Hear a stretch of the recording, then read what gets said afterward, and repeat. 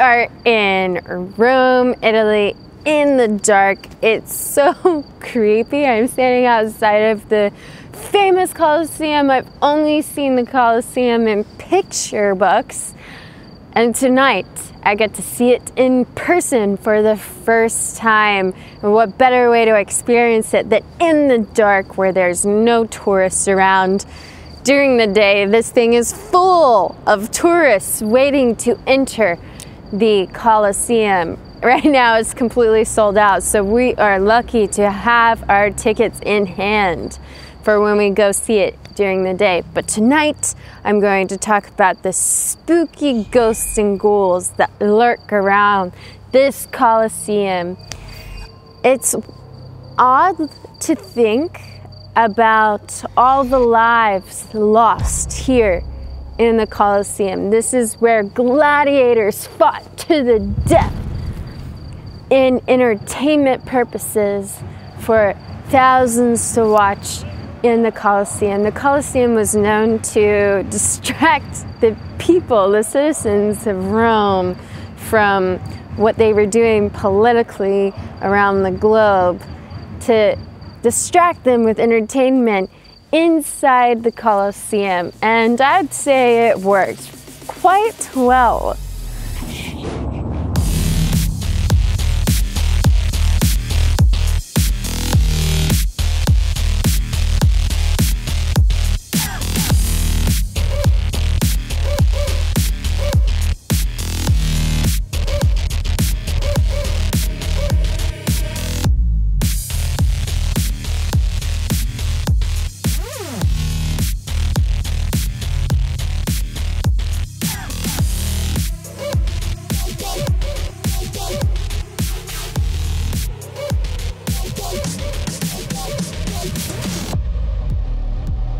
The Colosseum is also said to have had otherworldly presences, with visitors reporting of growls and screaming, and seeing phantoms roam the tunnels below.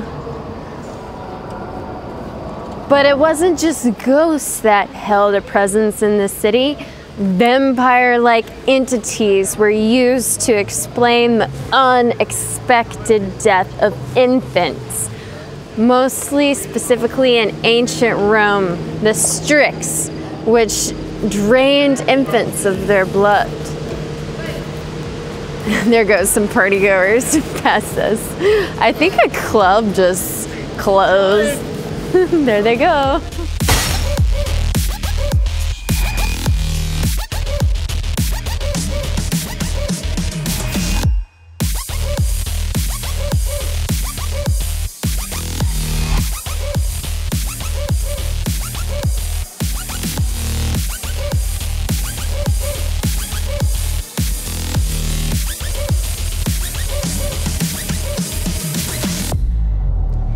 Rome is adorned with many different ruins.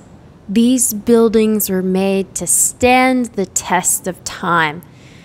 Sadly, the architecture of today is made to stand only a couple of decades. Nothing really is made to last anymore. I think that's why I connect with older civilizations, because they used materials like limestone or marble that created a sense of awe-inspiring feeling that I just don't get when I stare at a skyscraper, or as I like to call them, a metal box. Artisans created beautiful molding shapes and columns that still stand thousands of years later. What will be left of our current civilization? Maybe a couple of boxes, but they won't last like the Roman Empire did.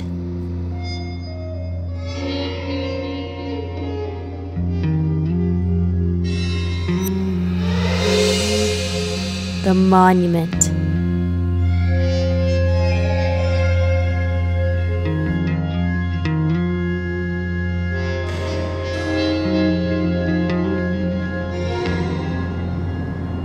Where dictators stood years ago in alliance together, Mussolini and Hitler.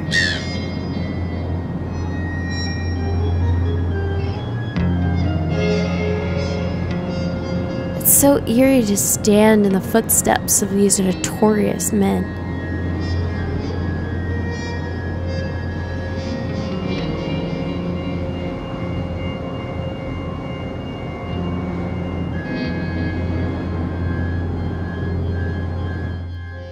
This feeling has just come over me like I'm in a David Lynch movie.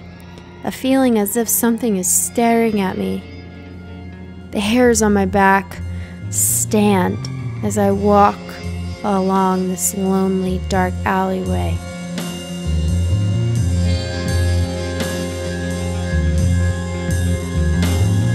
Here I stand underneath Giordano Bruno's bronze statue. He was a cosmologist looking above at the stars, and he had denied Catholicism and was burned at the stake here, right here at Campo de' Fiori. And it is said that he returns on the anniversary of his death, appearing as he bursts pipes, makes things malfunction, and floods a lot of buildings around here. And this is what could have saved him from the Fury demise. Funny thing is, his ancestors now live in Salem, Massachusetts, where I thought that was fascinating. It's so strange. I was having dinner just around the corner at the Osteri pasta shop just around the corner, and I was thinking about Bruno, and I was talking about it at dinner, and then we literally walked around that corner and saw the statue, and I was like, oh my gosh, I know exactly what statue that is. That's a Bruno. And we were just 100 yards away from him while I was talking about him at dinner.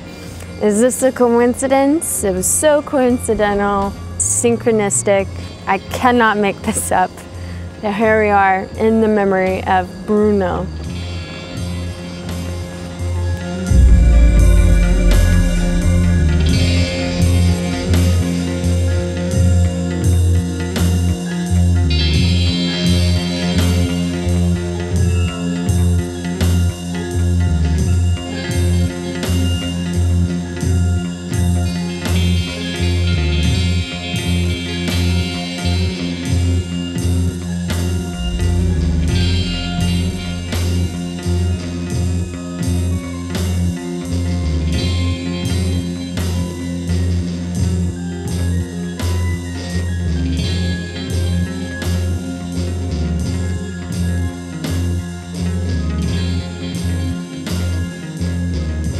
Cobblestone streets continue to guide me.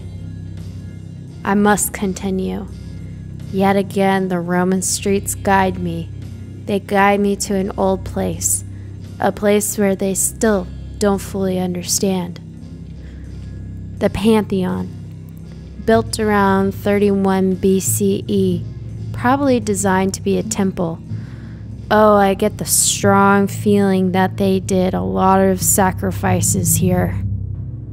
The Romans were known for their worshipping of many gods and sacrificing animals, and even humans, maybe even children. Of course, the Catholics had to make it into a church. Heck, they even made the Colosseum into a church. People say that the Roman Empire never collapsed and that they actually took a new name in Catholicism.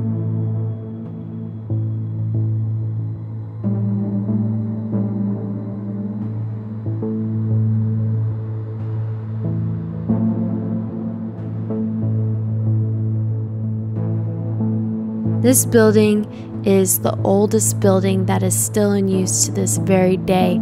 Fun fact, Raphael, the famous painter and architect from the Renaissance, is buried inside this temple. I said hello just the other day.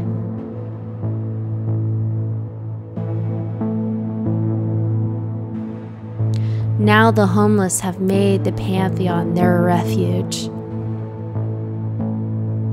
In the 1st century AD, the Roman poet named Ovid described a witch that had beaks and would snatch infants from their cradles. They were called the strega.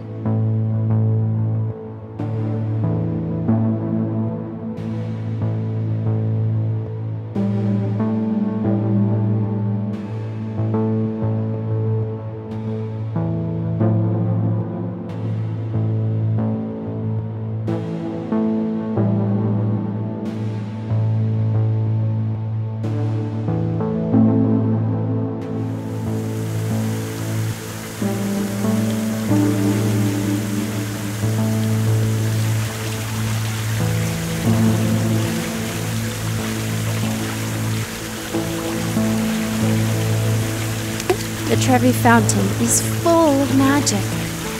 Most magical fountain in the whole world. Make a wish. My wish was to return to Rome once again.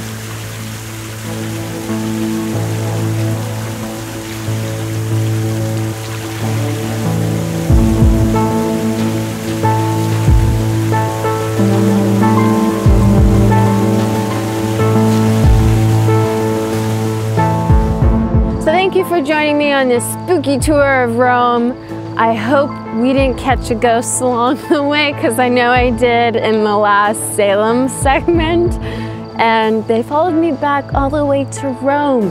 Let's hope a gladiator doesn't follow me all the way back to LA. Wish me luck.